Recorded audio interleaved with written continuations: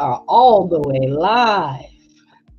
We are the Black Comic Lords, and we welcome you to our Ladies Live. We're going to talk about Far Sector, Green Lantern, and a few other things. So, I am Tameko. I'm here with my gal Bree and my gal Angel. So, how are you ladies doing today?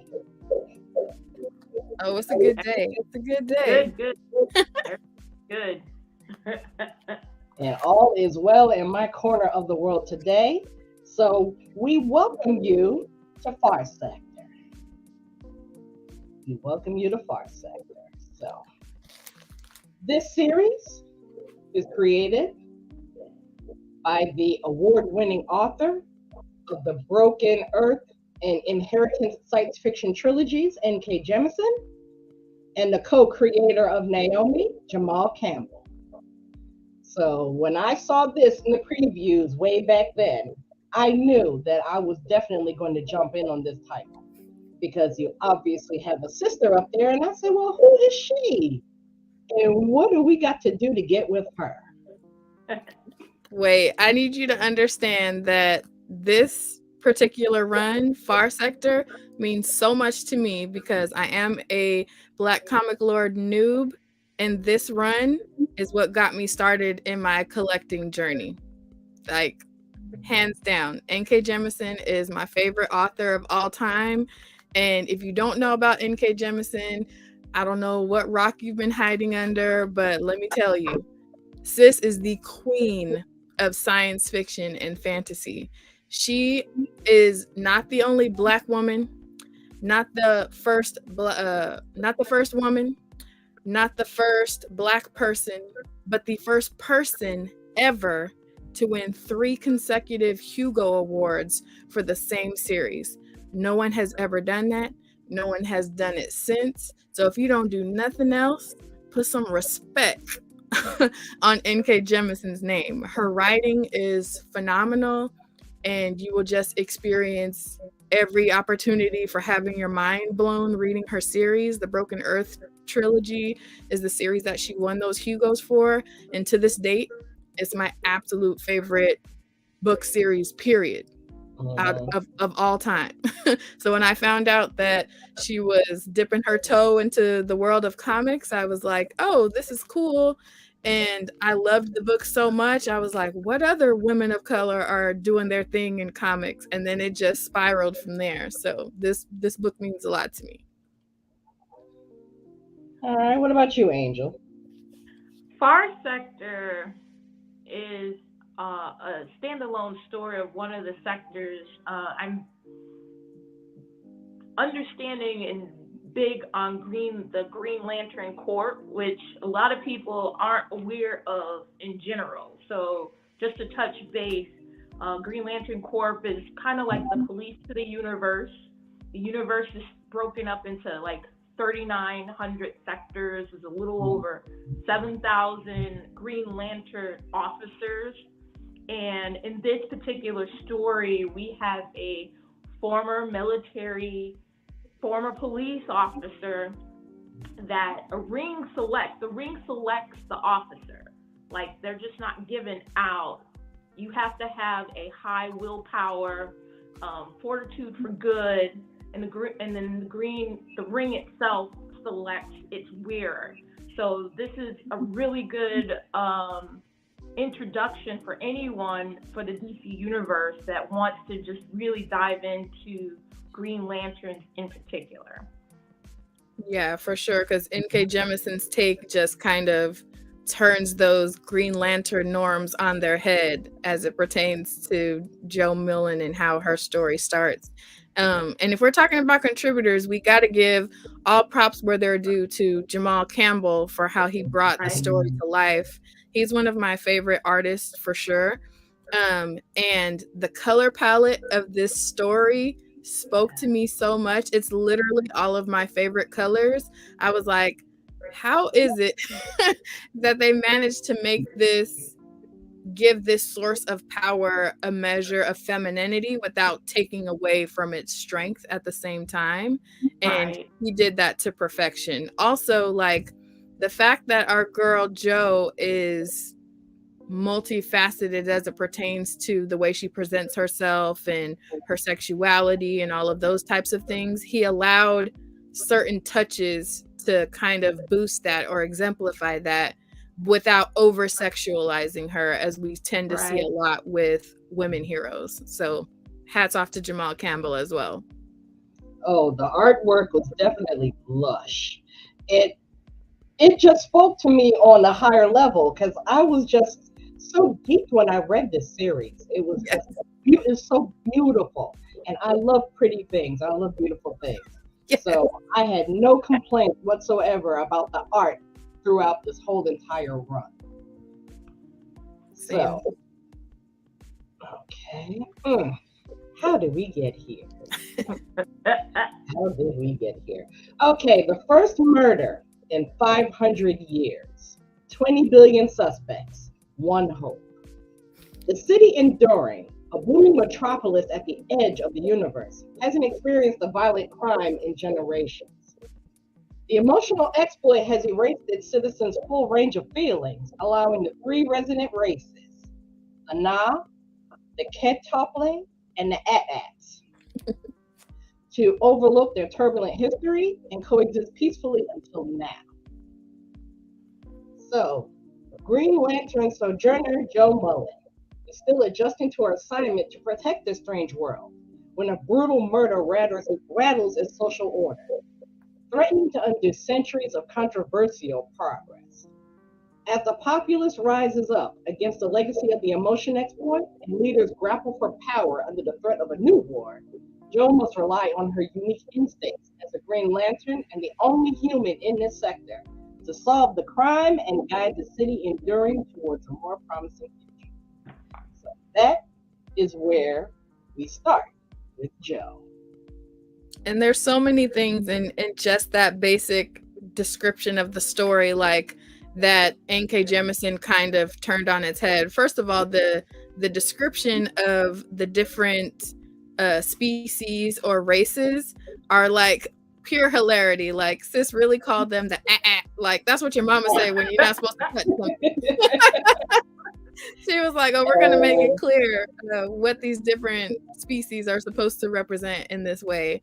And then also a lot of the times when you get a woman-led story or you get a female protagonist, people want to say like they want to diminish their power in certain respects as it pertains to their emotion. So for her to place this protagonist on a planet where they've all had their emotions inhibited, so that way any emotion or any intuition that she utilizes alongside her powers is like hyper different or hyper separating her from anyone else on the planet. And there's still never the cliche situation where she overextends her emotions and it takes her outside of her ability to do her job as a Green Lantern. So I thought that was really insightful for NK to give us that opportunity, because, you know, especially as a Black woman, Green Lantern is like you have that stereotypical angry Black woman, you know, trope that they like to throw on us. But she was cool as a cucumber through this whole thing. So I really appreciated that she was able to inverse that stereotype.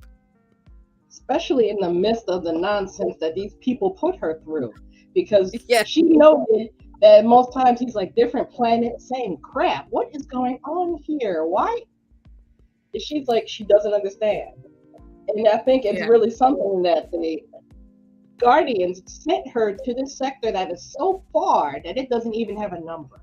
Right. Just the far sector. And it was really wild. And of course, I didn't have a slide to, of course, describe the cast, but I will give this to talk about in terms of the people that Jo are dealing with. Okay, the trilogy consists of 3 species. 2 of them are biologically evolved, and 1 of them is artificially evolved. The Na, N-A-H, are endogamous aerial pursuit predators, analogous to Earth's primates. Now, these are aliens who have wings and tail. So they are like, I guess, mammals who can really mess you up if they really chose to. Okay. The K-topli, Keh/Topli, are carnivorous ambulatory social plants. So these are plants walking around. And most of them, their diet is meat. So you have walking plants going around.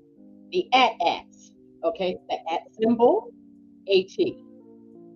They are optionally corporal cybernetic symbiotes, which is how they describe them. But basically, they're the cogs in the machine. They're not biological, but they are an actual people living inside the technology of this world, of the far sector.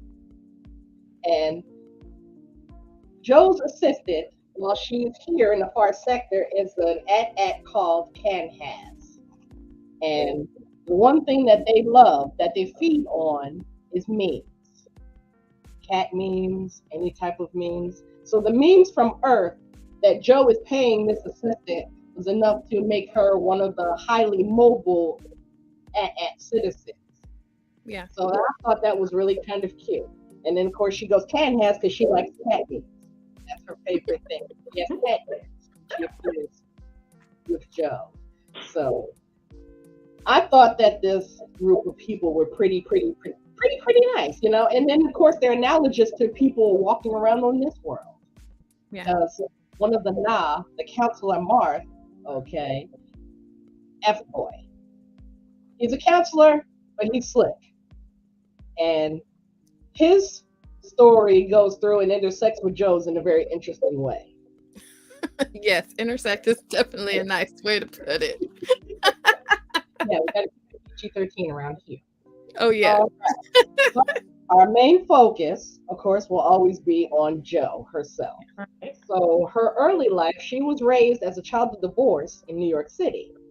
After witnessing the 9/11 attacks, she was inspired to make a difference in the world, graduating valedictorian in her high school and joining the United States Army, and later the New York City Police Department.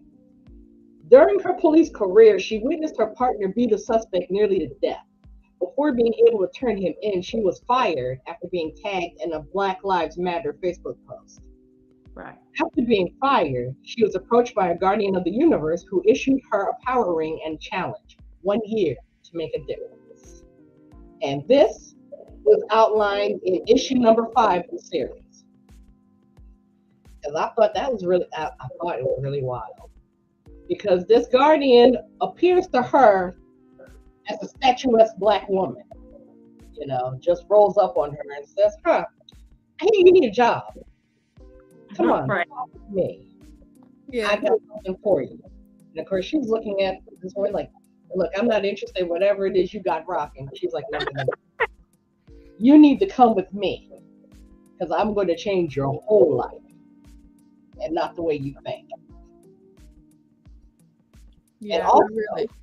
with this too, the ring that she is given by this guardian, okay, as you can see here, it is quite different, okay?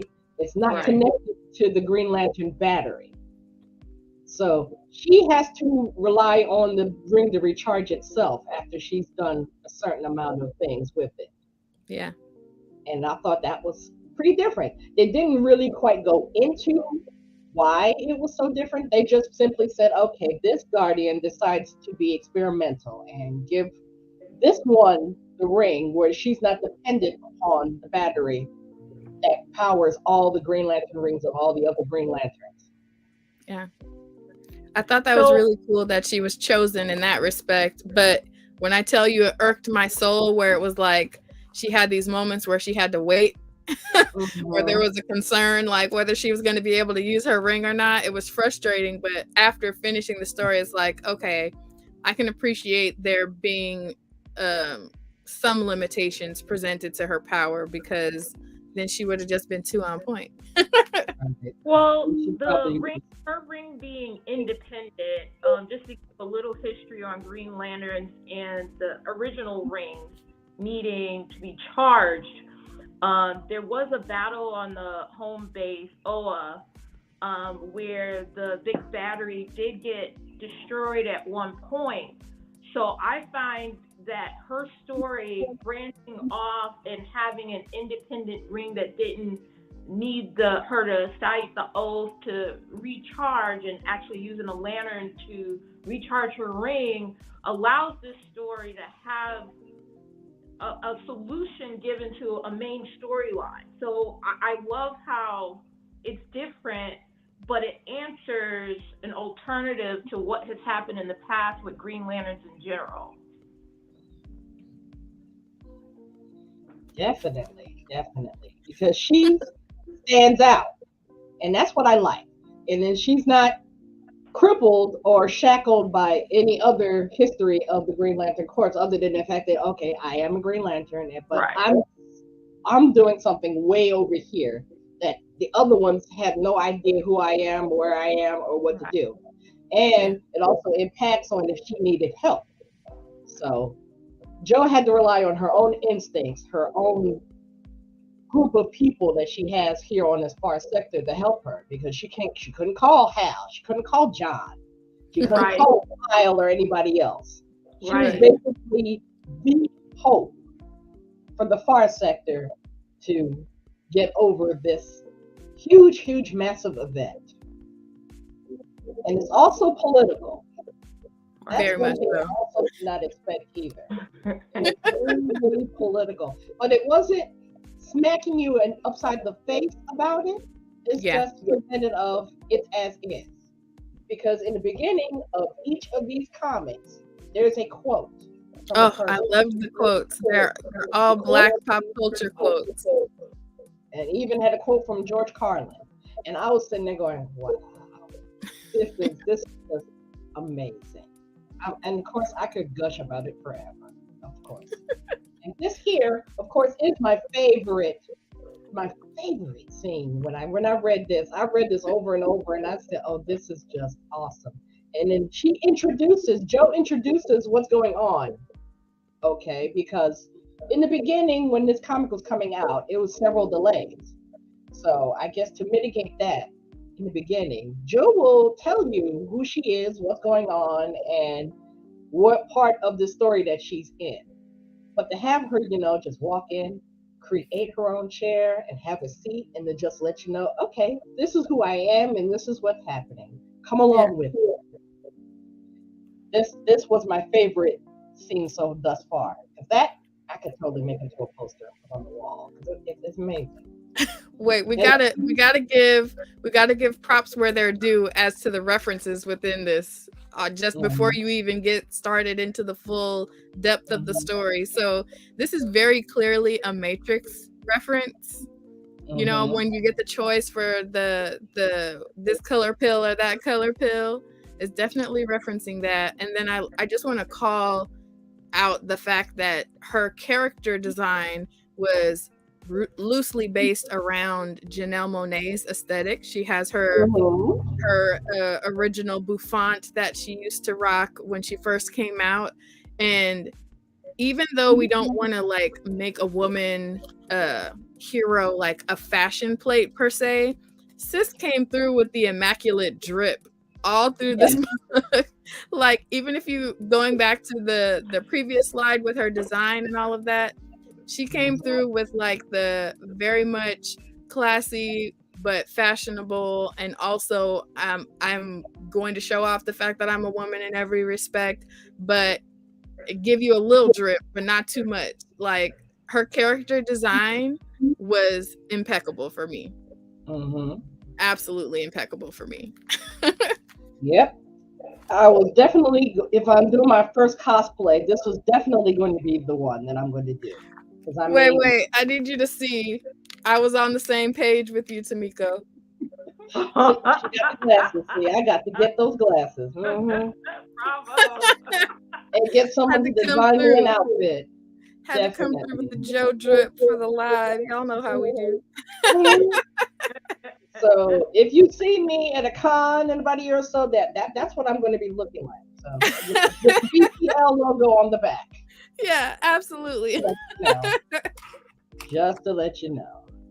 All right. So now the covers. The covers. They did not miss. None of them. Not one. Not one missed. Because I'm looking at, of course, I have my pile sitting right here. Yeah, I got my stack too. And just re-looking at them over again, they're beautiful. I mean, you can frame literally all of these. You can literally frame all of these. And the detail. Okay, so we're talking about here, issue 2. All right. Joe's sitting here, okay, she's relaxing. Can we talk about how many covers have you seen where a Black woman hero is in her element chilling with the head wrap on and everything? Right. Come on, give it to us. Sure. Yep. Got ice cream. Well, the far sector is equivalent to ice cream because she could not get Earth food here. Yeah. The far sector is equivalent to ice cream. Her phone looks like a switch. Her ring on the table, and Jon Stewart figurine. I was too dumb. I said, "Oh, this is wonderful." And okay, and Marty. Oh wait, and see, and I just noticed on the wall behind her, Marty McCabe. Right. Mr. the Vixen. See, you know what? I can't say too much, you know. I will totally gush for a good 30, 40 minutes. And I'm not gonna do that. I'm not gonna abuse your time like that. So yes, the covers definitely. And of course, knowing me, I'm a DC B cover girl. But all of the A covers, well, almost all of the A covers, you know, because looking at my pile now, there's some covers that I of course did go with the B instead of the A. But all of them. Jamal Campbell is a premier artist. Okay, I don't care what y'all say. Yeah. Okay, the covers to the panels on the inside. We could be here for hours just talking about just the covers. Right. Yeah. Exactly. For just the covers. He does not miss. Yep, does not miss. Number 3, and of course issue 4. All right. That was wild because I didn't even realize, you know, at first that this was a cover A because I'm sitting there thinking, and I just do pre-orders and I usually do them by sight. So I said, okay, I'll dig with this one. I'll dig with that one. So this is the first 4. This is a 12-issue series. So you can get into it. It's not long. It's awesome. And if you don't want to get the floppies, you can get the trade. Okay. Yeah. No matter what the CEO may think, get the trade. You don't want to sit here and chase down individual copies. But there's only 12 issues in this series. Okay, and this was the DC's Young Animal series. All right. So here's issues 5, 6, 7, 8, 5 to 8. 5 to 8 is my favorite cover out of the bunch. Mm-hmm. It has literally been my lock screen on my phone for forever, and it's her and her assistant, and they're fighting off all of these people, and she's got like her ring construct as a shield, but it's giving so much energy. And you see, like, I like how her assistant's powers kind of came out looking pink as like a contrast to her Green Lantern green, and the way that Jamal just shows like the transition, it looks fluid.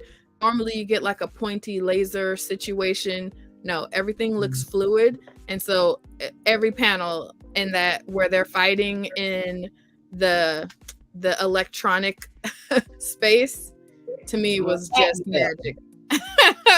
Called it Actville. So, yes. And this was pretty wild because 3 acts had taken over 3 biological species to create havoc and to continue the killing spree. They're trying to destabilize the government. Yeah. That had been running as it is. So we'll go back a little bit. Issue 5. Okay, this this tells of her origin, what I had read to y'all. So this is Yeah. her origin. Of course, it tells it. She was, of course, had her parents. She had two siblings. They never, now the thing about it is two sisters. They never mentioned them past this episode. She never mentions them. So I'm, of course, wondering, okay, is she on good terms with her sisters or what's going on? Because her parents are divorced. Okay, and then 9/11 happens, and then that's when she goes into the army and then sees the atrocities over there and then goes into the New York City Police Department.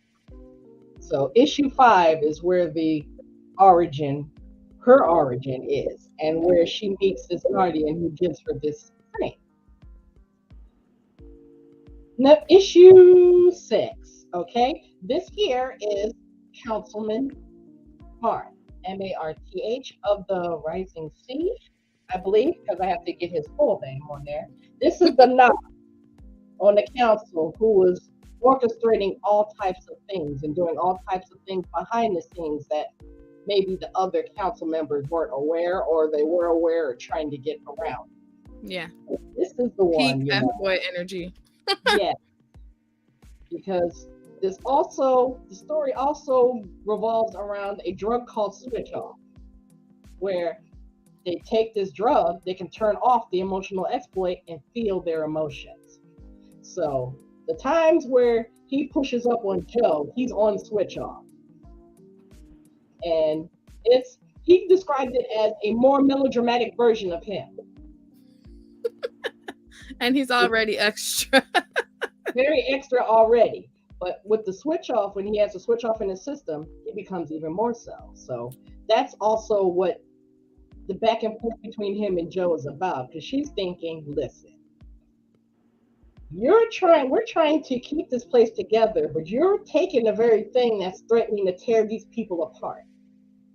So how on earth can you reconcile that and being on the council to rule over all these people?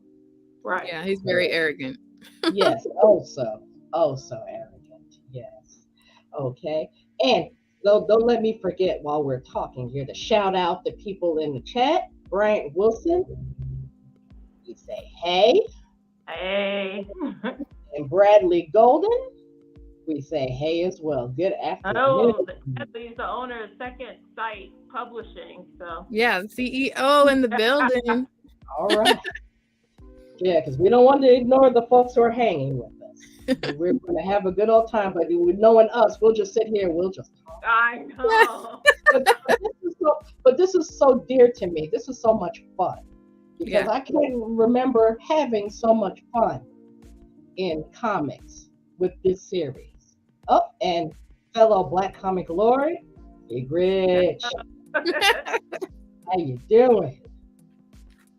This was very dear to me because, of course, we didn't have anything like this when I was a young comic book head. Right. And before I even figured out that it was important to me to have some sort of representation and to discover Black comic creatives, Black comic writers, Black comic artists. Oh, it was a rabbit hole that I fell down that I'm happy that I fell down it, and I'm probably never going to come out. Same. I'm Never never going coming to come out. out. All right.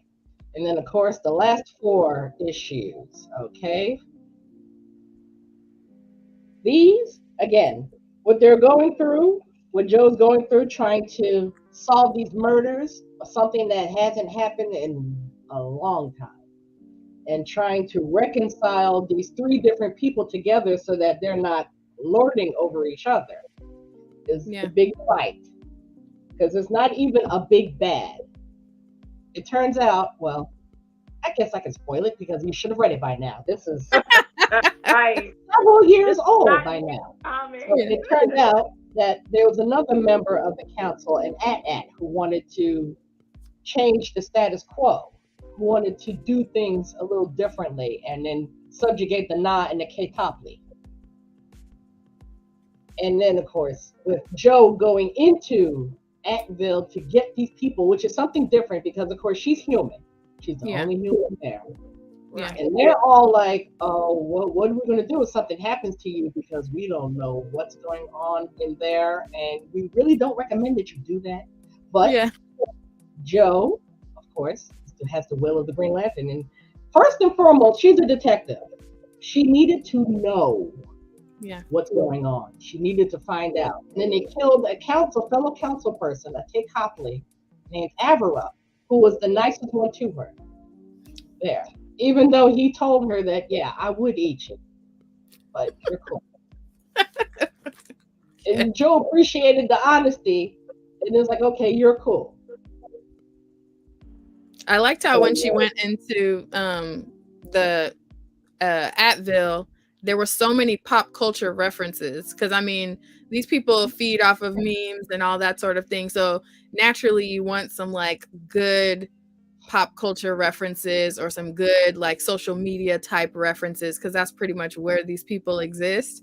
So the fact that she was using like cat memes as a source of power, and we got some low-key Star Wars references and Matrix references and all of that through that was just pure comic gold. Because like, yeah, this is a serious topic. She's like dealing with murders and trying to solve them and all this whatever. There's all this political intrigue. You made a reference to the fact that there's no clear big bad. That's like something that's so in line with NK's writing and all of her other books that she's written, where it's like you don't have a clear-cut villain, because that's not how things are in real life. You have people or entities or beings who are making choices with what they have, making the best choices that they can, and they don't always align with everybody. So I love how she maintained in this comic run, as she does in her other stories, the concept of everybody is a villain to somebody.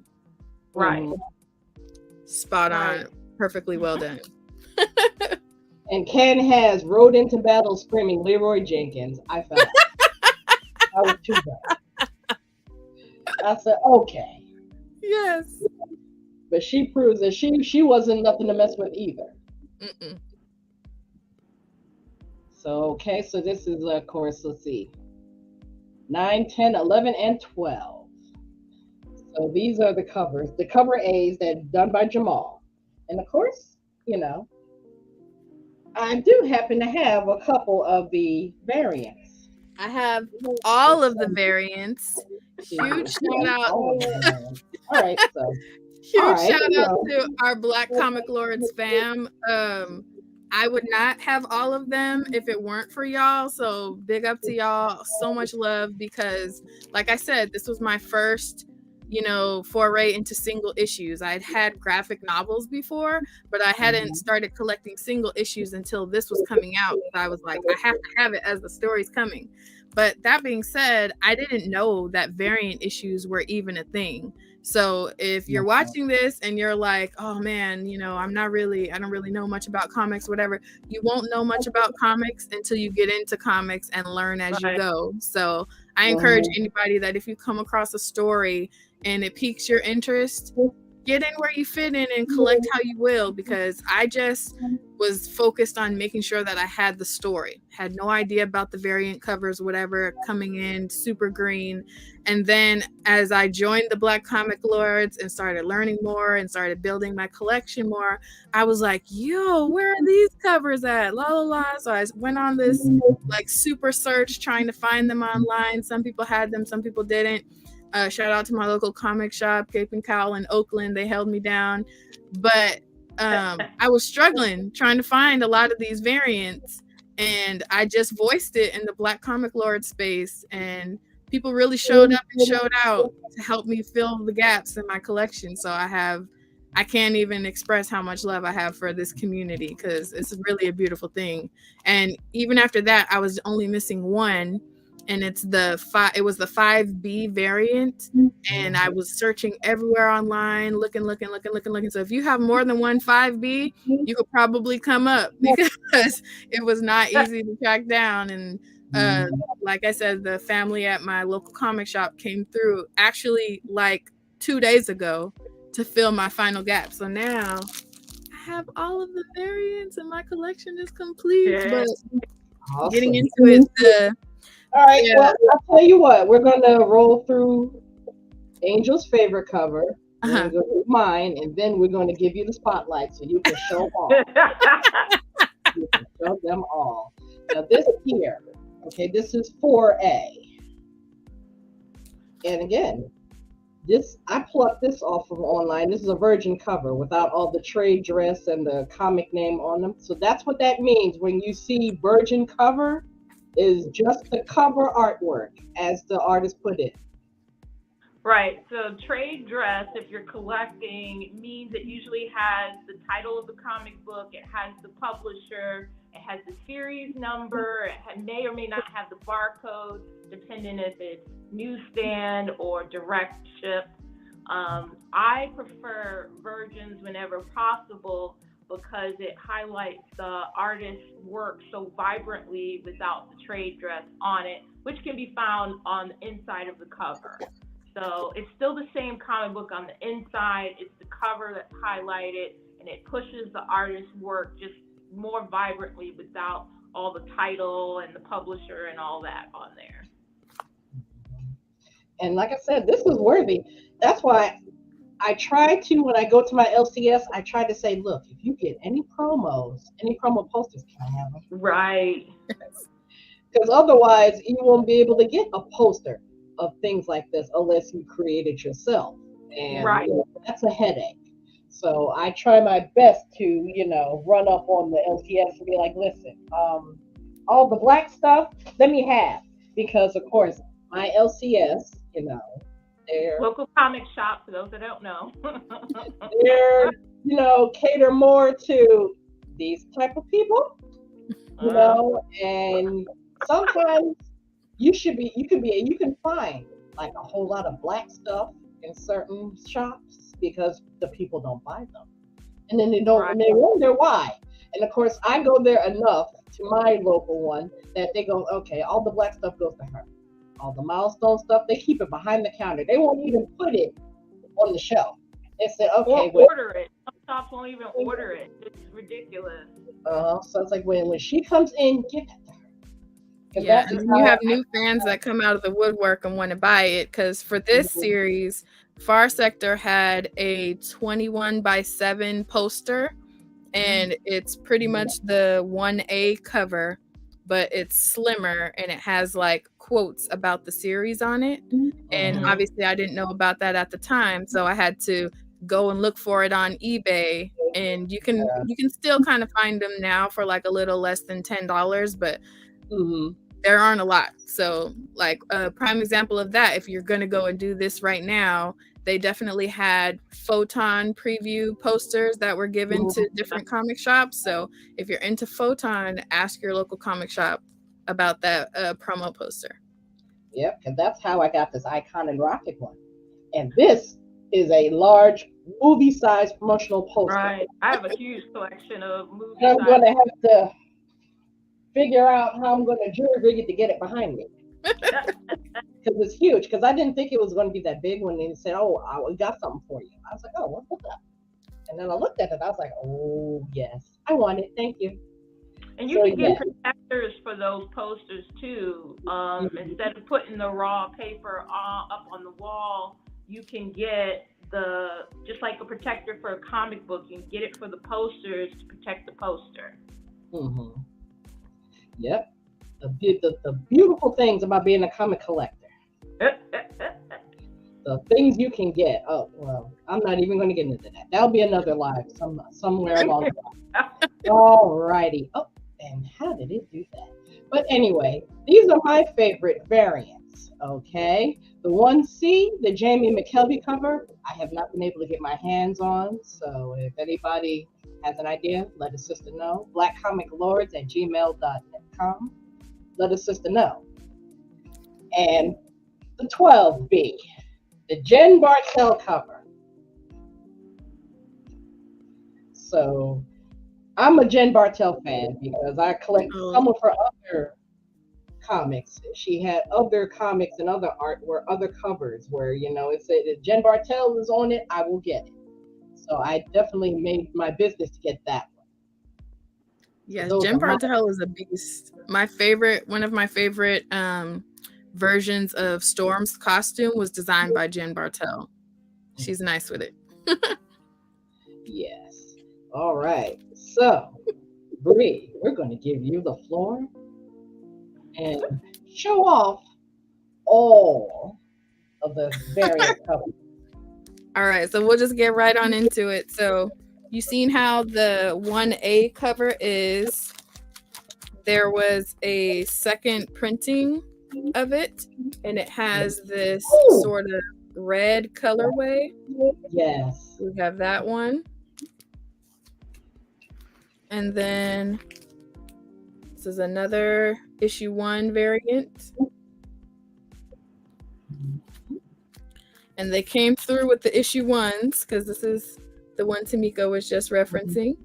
Mm-hmm. Uh-oh. They're trying to slip because they're in these sleeves. And there was no issue 2 or issue 3 variants made. I don't know what type of shade they were trying to throw or what the issue was, but they definitely dropped the ball with that one. Mm-hmm. And we have the issue 4 variant. This is another really good one. And this was the 5B that your girl was struggling to find for so long. Super happy that I picked it up. Oh, the second printing is hard to find. Well, I'm glad to know because I did not know. It's amazing how second prints are worth more than the first printings now. Well, it goes by the availability. So sometimes a publisher will oversaturate a market with a cover A or B. And then second printing, because especially with DC, the red is usually the indicator that it's a second print of something. They change the shade on the cover slightly, and then the amount available will be half as much or even a quarter as much, and then that shoots up the value of the comic book. Makes sense. See, the more you know. Shout out to Angel. And then we have this one, which is really fun. You can tell that Sanford Green steez on that one. Mm-hmm. Love all of his art. And then we have the issue 7B. Mm-hmm. And this is another really dope one. The 8B cover. Yes, Tameko. And 9B was pretty swaggy. Yes. 10B. Ooh.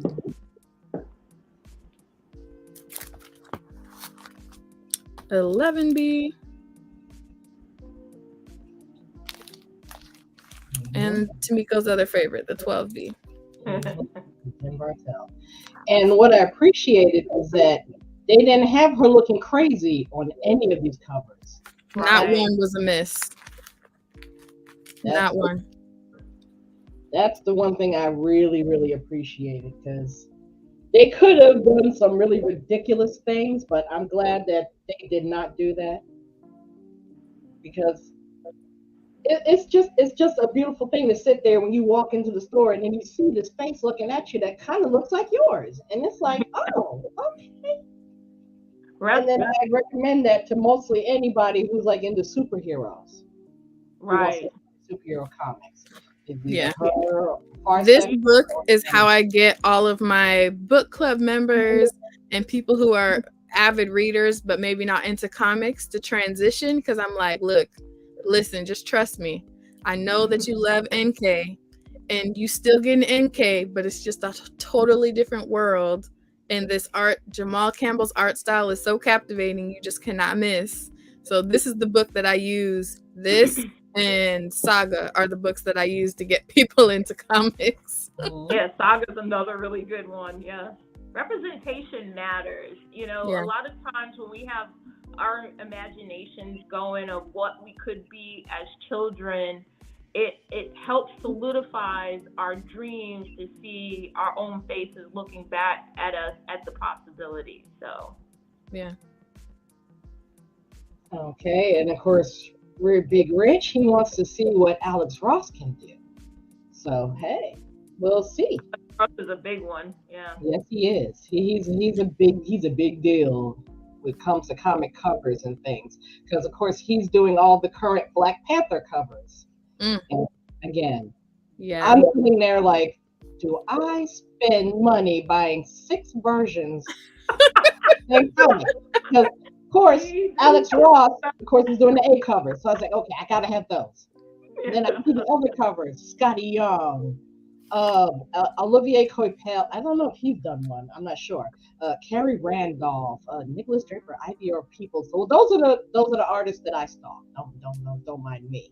But cover art is really, really important, but it can bust your budget if you let it. Oh, absolutely. We touched on it briefly, but I broke your rule, Tameko. Your rule is to buy the comics, read the comics. I'm not even gonna hold y'all. If I seen a cover and it had our girl Joe on it, your girl picked it up. I definitely picked it up because I was like, yo, this character has to go forward. I have all of those covers with me, but before I touch into that, I had the pleasure of speaking briefly with N.K. Jemisin at an author interview, and we were supposed to be talking about her recent book in the Great City series, and I had to break the rules and ask her, are we going to get any more Far Sector? Because your girl needs it. I was like, I full on fangirled and made sure that I asked her because that's very important to me. And her response was typical, but also upsetting because she pretty much was saying like she doesn't have control over that, and DC would have to pick those things. Because I full on just went for it. Like, are we gonna get any more Far Sector? Because we want all of that. And where is the Far Sector merch? I don't know if it's just me missing it, but your girl's butt hurt because there's no Far Sector merch. The only thing that you can find with Joe on it is where I've seen a couple of like indie content creators or artists who have made like shirts, but it's normally like the Black Heroes team up, so I got it.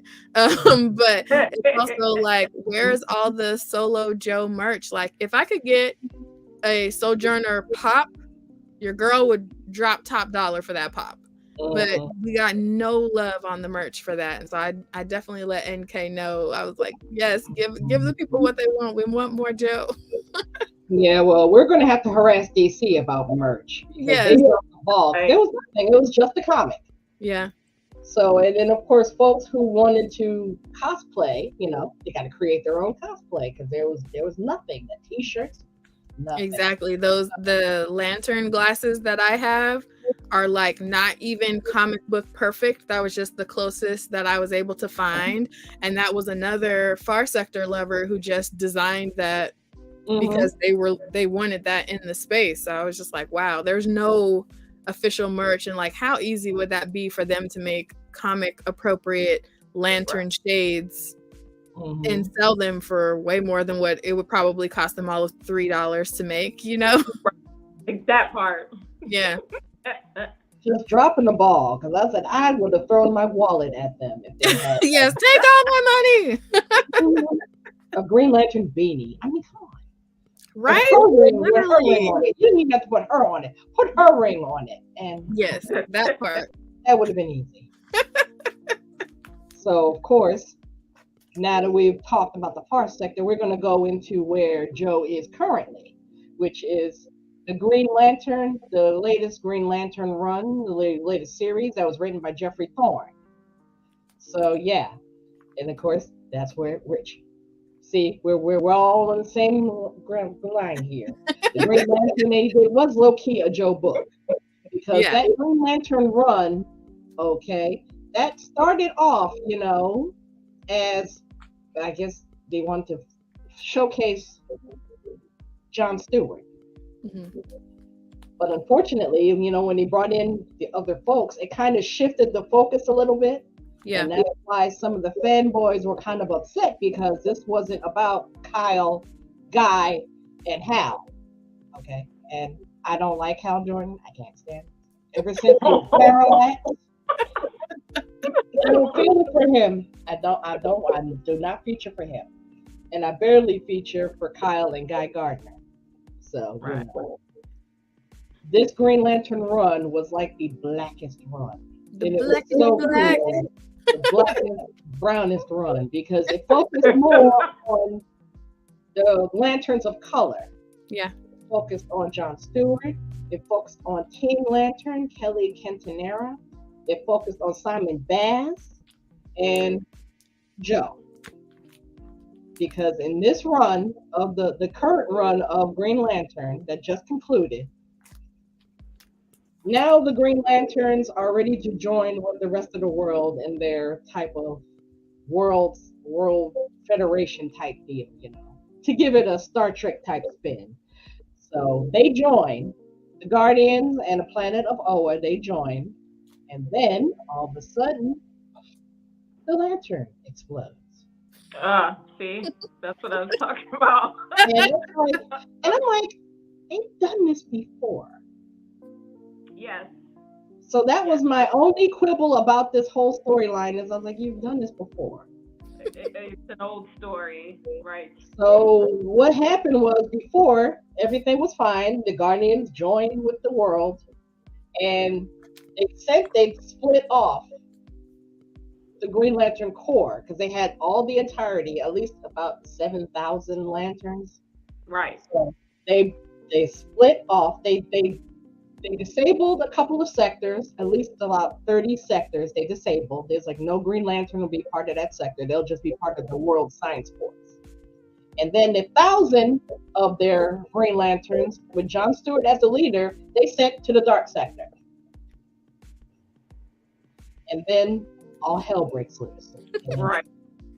Now, all the Green Lanterns are messed up, except for Teen Lantern with her gauntlet, because she doesn't have a ring, she had a gauntlet, and Jack, Right. who's on her way from Far Sector to Oa to see what's going on. Yeah. So she's like the only one, who wasn't affected by that whole thing. And then when she gets there, she discovers the carnage, and then she's now set to find out what happened. Why did this happen now? And then to try to save whatever Green Lanterns who made it through that. Because when the lantern exploded, some lanterns were in space. And then once their power was gone, that was it. So it was a real mess in the beginning. But I rode with it because we're pretty much on Joe's shoulder throughout this whole series to figure out what's going on, what's up, what's happening. And of course, Hal comes in, but he does not save the day. That's what I really liked. Okay, so it wasn't him that ultimately cleaned everything up and righted the ship. Okay, that was John Stewart, our new Emerald Knight.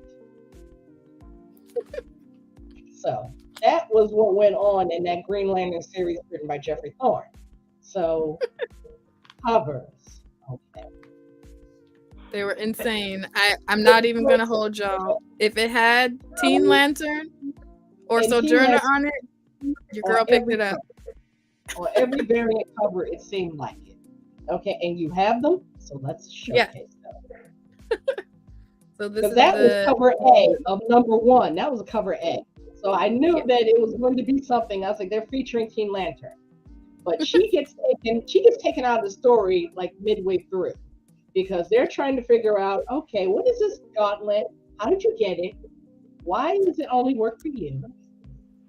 And that's how she gets sidelined in the story. Right. And then it features mainly on Joe trying to solve the mystery, John Stewart in the Dark Sector trying to save all the lanterns out there he can save, and Simon Bass.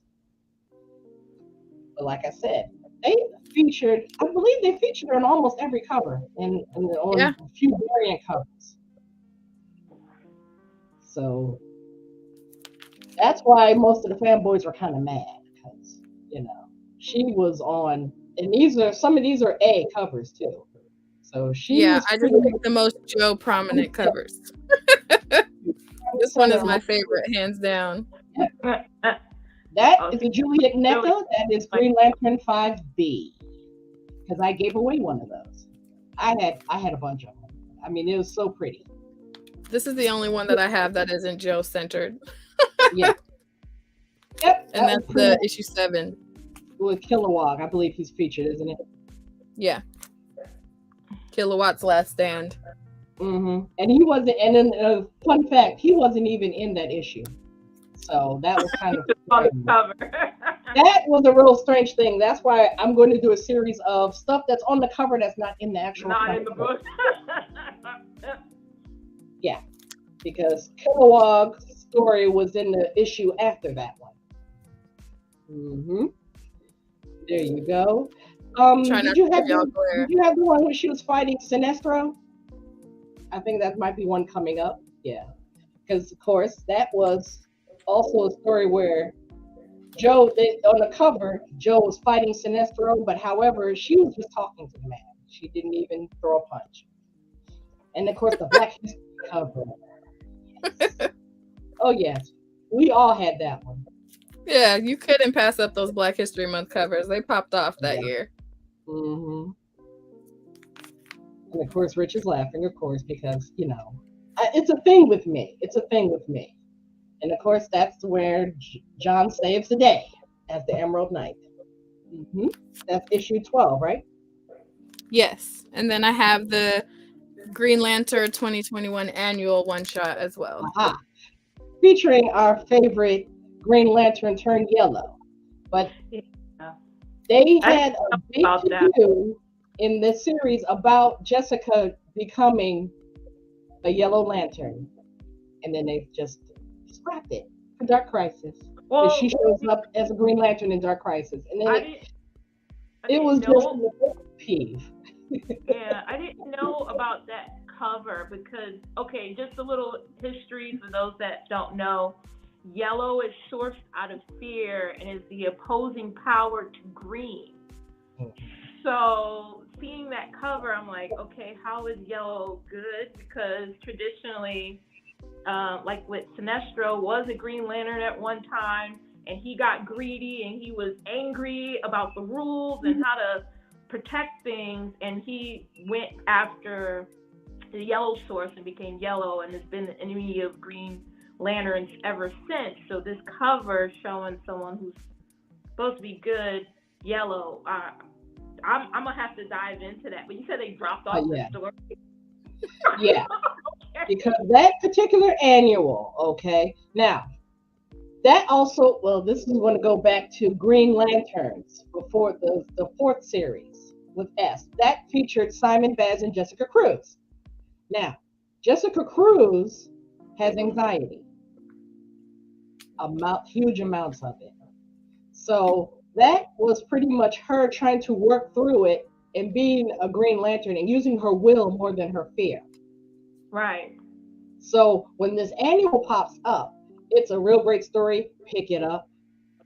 Okay. This shows how, okay, she's been by herself. She was separated from the other Green Lanterns on an assignment.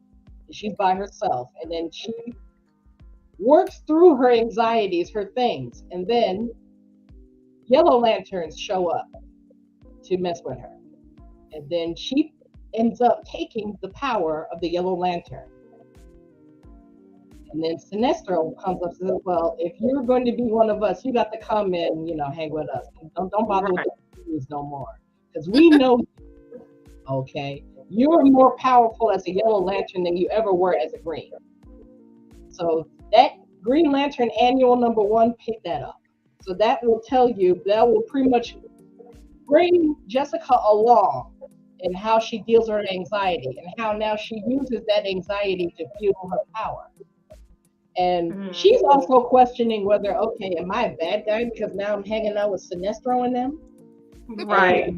The thing about the Green Lantern, the thing about the Lantern's colors, because there's several other colors. The red Lanterns deal with anger and rage. Blue Lanterns, serene, I think some sort of mental type deal. White Lanterns, and the purple, the Star Sapphires. Okay, they are something. They're all totally different. These are all on the emotional spectrum. So that's what determines what a Lantern you are. Because at the end of Jeffrey Thorne's Green Lantern run, 2 of the previous Green Lanterns once John got everybody's power back, one turns into a Star Sapphire and one turns into a Blue Lantern, and they're not Right. happy about it. So that is a bigger story. And then, of course, if you want to know that story, pick up Green Lantern Blackest Night. Yes. Yes. Get the whole series. There's no filler in any of that. Right. And if you want to be gully, you can get the big omnibus, which is like $100 some odd, but you can probably get it cheaper if you go to certain places. But Yes. Green Lantern Blackest Night, that pretty much showcases each color lantern on the spectrum. And then that'll give you a deeper understanding of why some lanterns changed. Because Mhm. sometimes in their emotional states, some states are stronger than others. Right.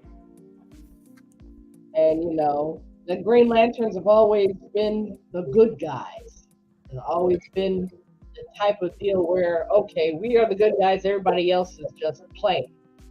But then when Right. you realize it's a deeper system into it, and then why we sometimes turn colors.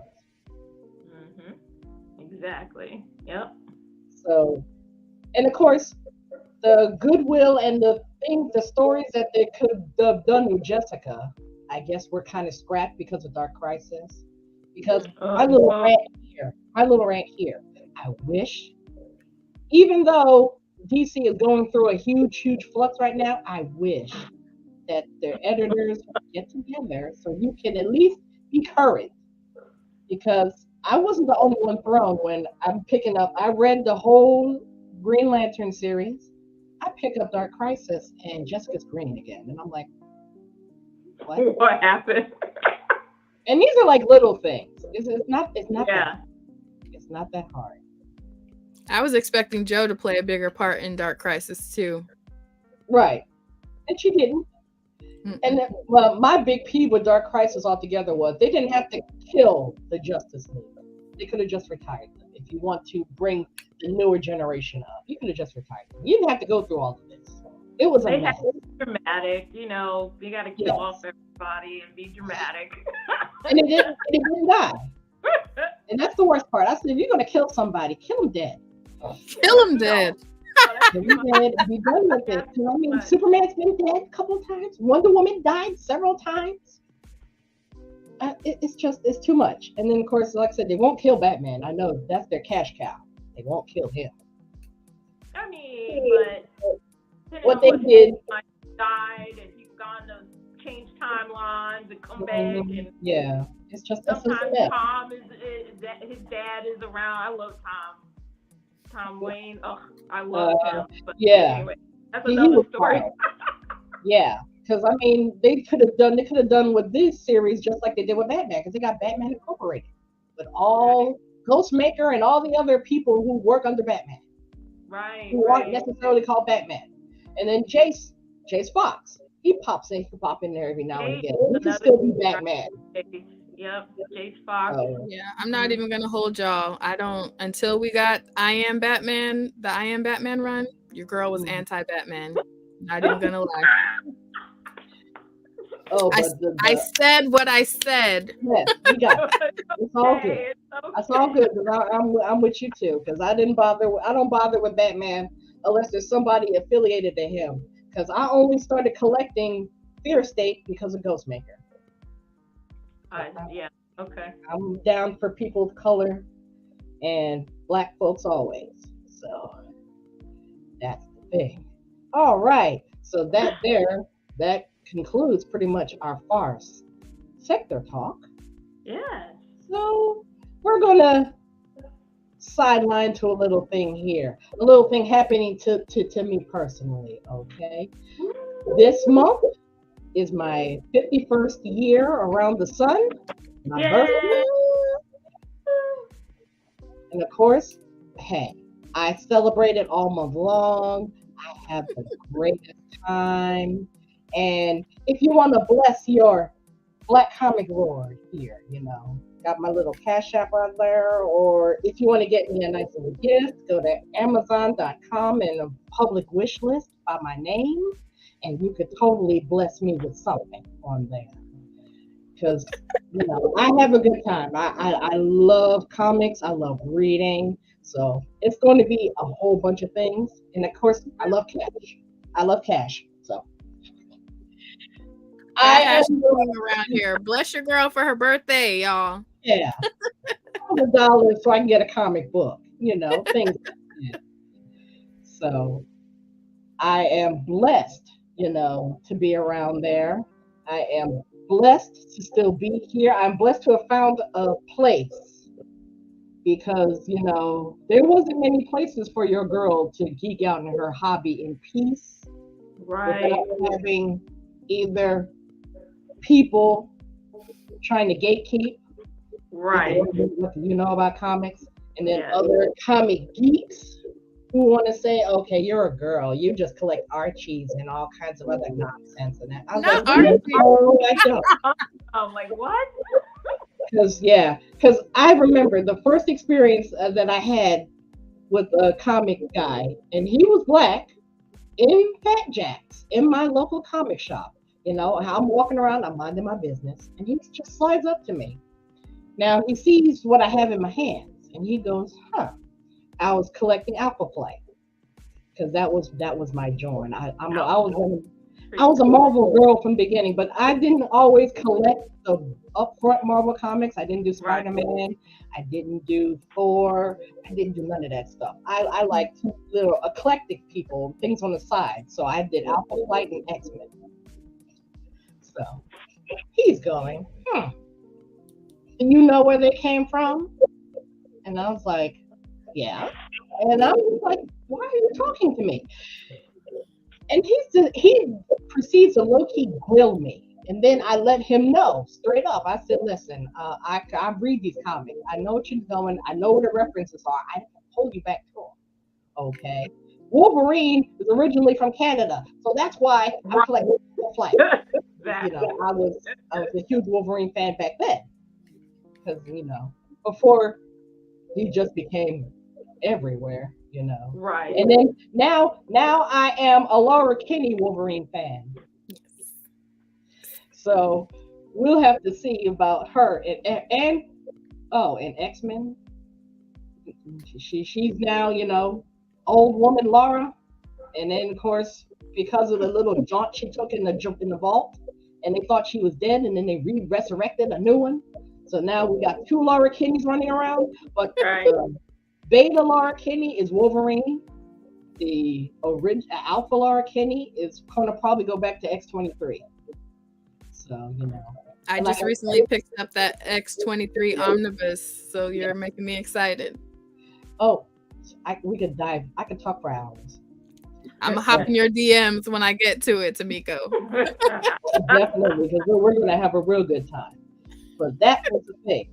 Because it's been a long time. Because like I said, I was started off at 12 years old. My older brother was in the military. He was stationed in Korea, and he shipped me a box full of comics. And me already being a reader, that just kick-started. That's what started.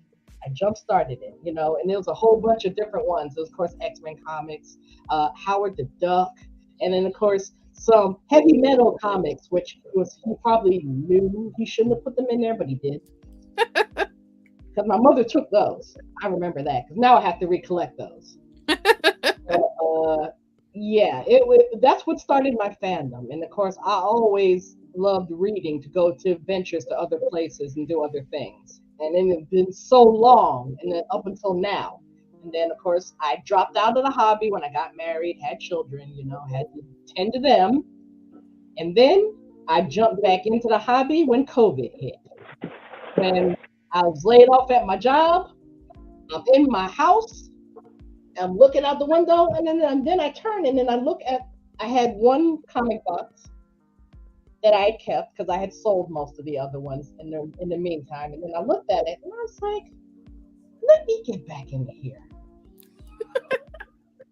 I mean, purely for nostalgia, because I enjoyed those. I mean, the mainstays of it was Alpha Flight and New Mutants. So I jumped back in, and then I found the Black Comic Lords, and I was so happy because other comic places Oh, honey.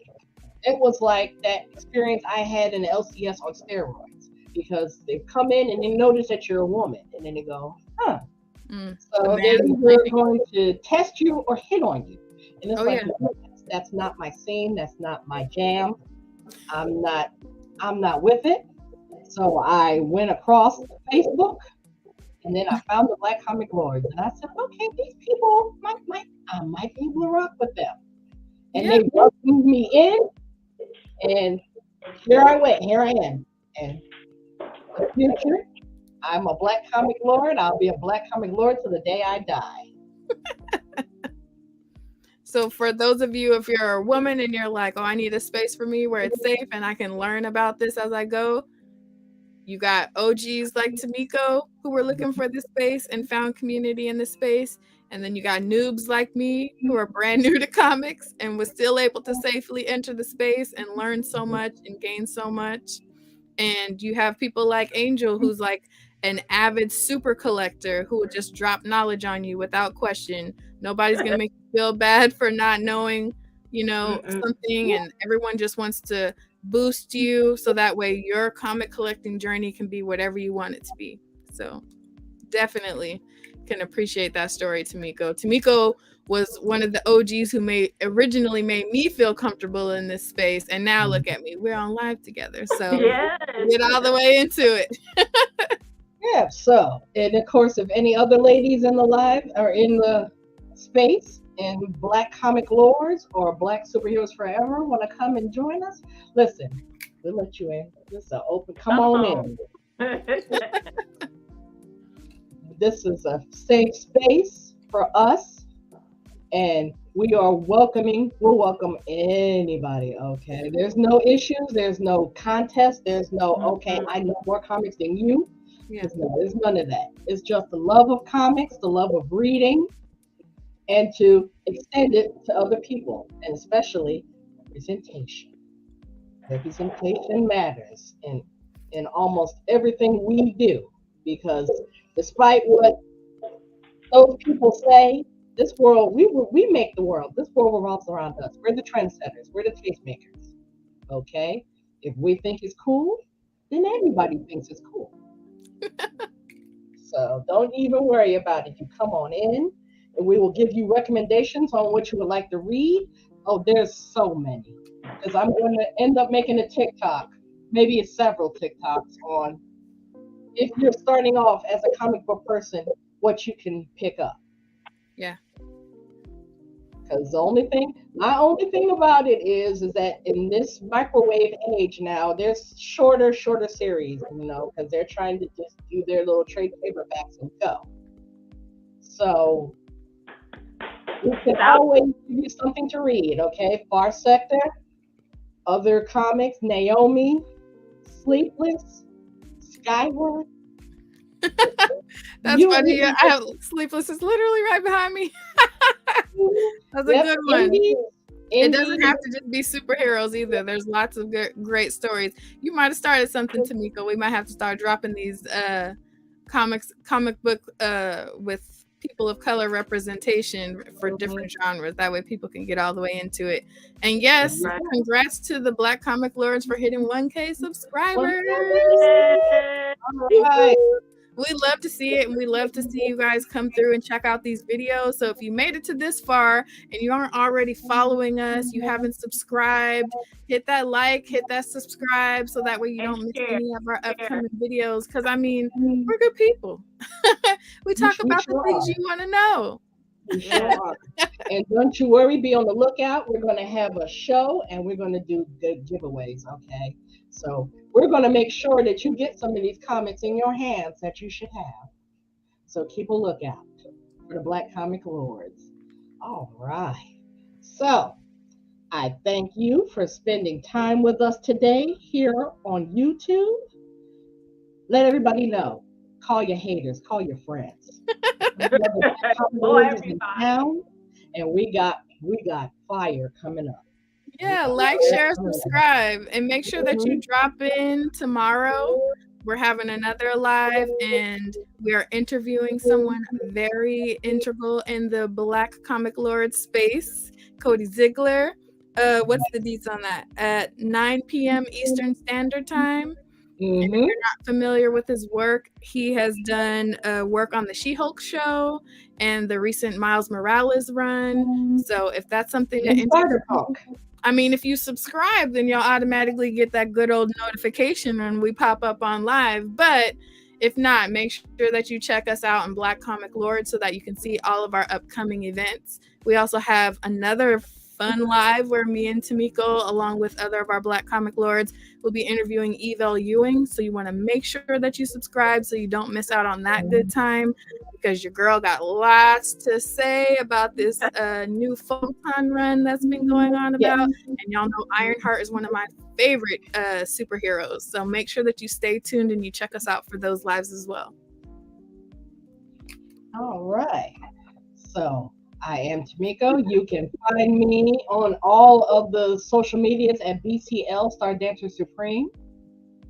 And, have fun. Hang out with me. I'm also on TikTok. So you come on and join me on TikTok. We're going to have a good old black time on TikTok.